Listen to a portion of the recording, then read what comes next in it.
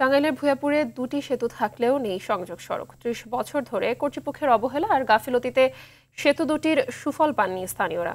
মানুষের আনাগোনার অভাবে এগুলো হয়ে উঠেছে মাদক সেবীদের আখড়া। টাঙ্গাইল থেকে কামাল হোসেনের পাঠানো প্রতিবেদন জানাচ্ছেন সৈয়দা সামিয়া তামান্না। একনল হ্যান্ড ওয়াশ 100% প্যারাবেন ফ্রি, তাই নিরাপদ হাতের জন্য আস্থা রাখুন একনলে।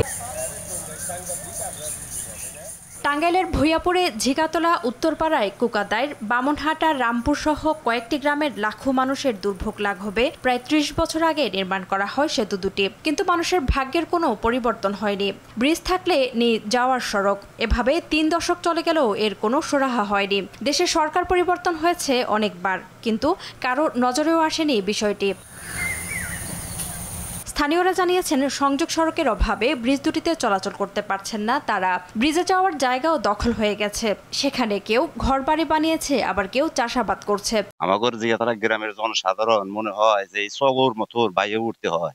আজ পর্যন্ত এত চেয়ারম্যান মেম্বার গেল এই ব্রিজে, এই রাস্তায় 1 পয়সা মাটি পর্যন্ত পরে নেই।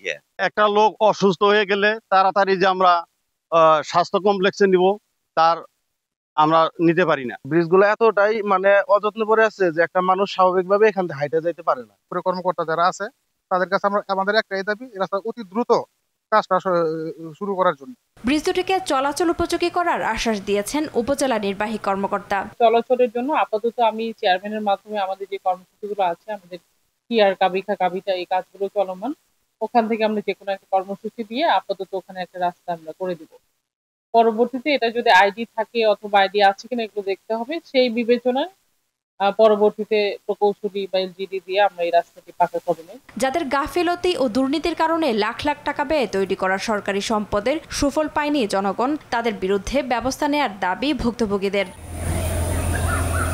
সৈয়দা সামিয়া তামান্না, RTV।